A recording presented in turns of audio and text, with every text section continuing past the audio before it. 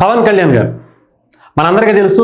ఆయనలో ఉన్నటువంటి సేవా గుణం నాకు తెలిసి ఇప్పుడున్నటువంటి నటుల్లో కానీ రాజకీయ నాయకుల్లో కానీ ఈ దేశంలో అంత ఉన్నతమైనటువంటి ఆలోచనలు ఎవరిలోనూ కనిపించవు. అది కేవలం పవన్ కళ్యాణ్ గారిలోనే ఎక్కువ మోతాదులో కనిపిస్తాయి. ఆయన బతికేదే, ఆయన ప్రాణాలతో ఉందే దానికోసమేమో, ప్రజల కోసమేమో, దేశం కోసమేమో అనిపించేలా ఉంటాయి.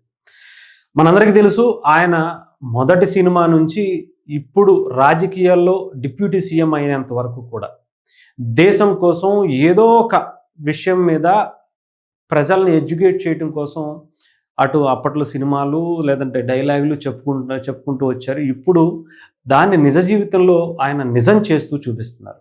అలాంటిదే ఇదొక చిన్న ఘటన. ఎందుకంటే అది చిన్న ఘటనని మనకు అనిపించవచ్చు, ఆ పిల్లల జీవితాల్లో అది చాలా పెద్ద వెలుగును నింపుతుంది.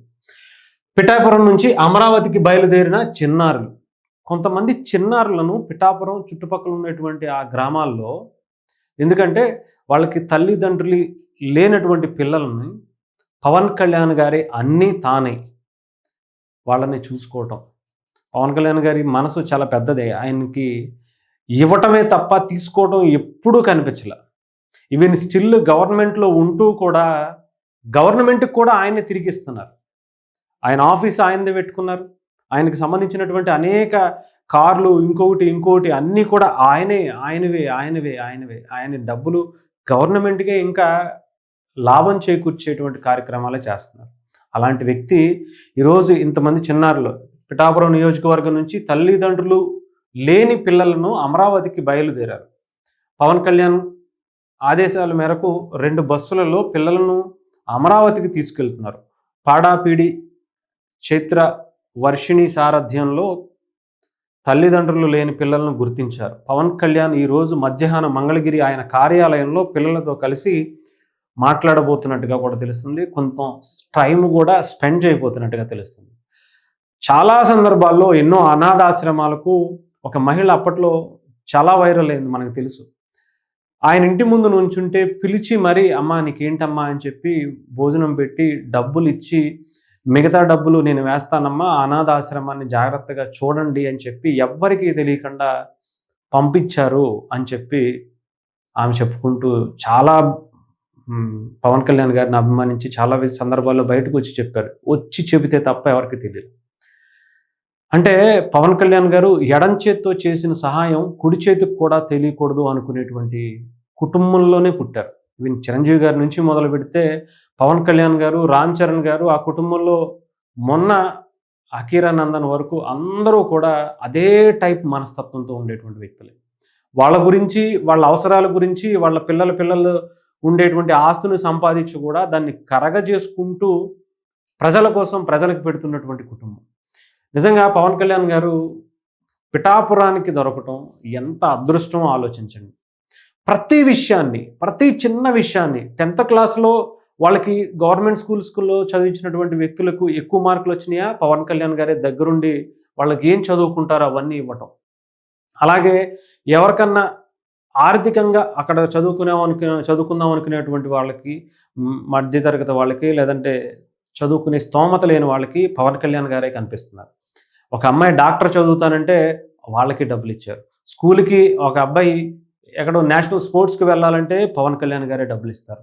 ఒక స్కూల్లో ఏదన్నా ఎక్విప్మెంట్ లేదు అంటే పవన్ కళ్యాణ్ గారే డబ్బులు ఇస్తారు. ల్యాబ్ లేదంటే పవన్ కళ్యాణ్ గారే డబ్బులు ఇస్తారు. సొంత డబ్బులు ఇవన్నీ కూడా గవర్నమెంట్ ఇచ్చేవి కాదు, మీరు ఆలోచించాల్సింది.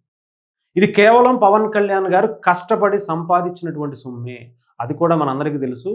ఈ రాజకీయాల్లో ఉంటూనే అరాకొర అర్ధరాత్రి పూటలు వెళ్ళి షూటింగ్ చేసి ఆ వచ్చిన డబ్బుతోనే ఆయన మెయింటైన్ అవుతూ, పార్టీని మెయింటైన్ చేసుకుంటూ, కేడర్ని మెయింటైన్ చేసుకుంటూ, తిరిగి రాష్ట్ర ప్రభుత్వానికి కూడా సేవ చేసుకుంటూ ప్రజలకి ఇంకా డబ్బుని ఇస్తున్నటువంటి వ్యక్తి. అటు పిఠాపురానికే కాదు, మొన్న అరకు పాడేరు వెళ్తే అక్కడ ఒక 5 లక్షలు, ఎక్కడో మైసూరావారిపల్లి వెళ్తే అక్కడ ఒక 50 లక్షలు, ఇలా చెప్పుకుంటా పోతే ఆఖరికి మొన్న ఎన్టీఆర్ ట్రస్ట్కి కూడా దాదాపు ఎంతో డబ్బులు ఆయన ఇవ్వటం జరిగింది. అంటే ఆయన ఆలోచనలో ఎక్కడ స్వార్థం కనిపించదు. అలాంటి ఈరోజు పిల్లలు నిజంగా ఏ రకంగా ఆనందపడతారో మనం ఊహించడానికే ఎలా ఉందండి. ఎందుకంటే పవన్కి అలాంటి ఒక గొప్ప వ్యక్తిని కలిసేటప్పుడు నిజంగా వాళ్ళ జీవితం ధన్యమైపోద్దా అనేది పక్కన పెడితే వాళ్ళ జీవితం సెటిల్ అయిపోద్ది. అందులో ఎటువంటి సమస్య లేదు. పవన్ కళ్యాణ్ గారి దృష్టిలో ఒక ఇబ్బంది పడుతూ ఎవరన్నా కనిపించారు అంటే ఇంకంతే. వాళ్ళు లైఫ్‌ని వెనక్కి తిరిగి చూసుకునేటువంటి పరిస్థితి ఉండదు. ఎంతోమంది కౌలు రైతులు చనిపోతే వాళ్ళకి డబ్బులివ్వటమే కాదు, వాళ్ళ కుటుంబంలో పిల్లలు ఏం చదువుకోవాలనుకుంటున్నారో అవన్నీ చదువుకోవటానికి కంప్లీట్‌గా పవన్ కళ్యాణ్ గారే చూసుకుంటా అన్నారు. ఆఖరికి మొన్న పెహల్గాం దాడిలో చనిపోయినటువంటి ఆ మధుసూదన్ గారి వాళ్ళ పిల్లల్ని కూడా పవన్ కళ్యాణ్ గారే అన్ని విధాలా మీకు అండగా ఉంటాం. మీరు ఏం చేయాలనుకుంటున్నారో అది చెయ్యండి, చదువుకోండి.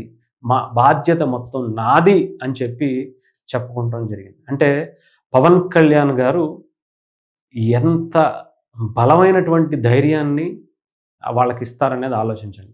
సో, ఏదేమైనా సరే ఇలాంటివి చూస్తే పవన్ కళ్యాణ్ గారు ఈ దేశంలో, ఈ రాష్ట్రంలో మన కోసం ఎంత కష్టపడుతూ మనకి అండగా నిలుస్తున్నారో చూడండి. నిజంగా ఆయన లేకపోతే ఇలాంటి వాళ్ళందరూ బ్రతుకులు ఏమైపోతాయా అనిపిచ్చేది.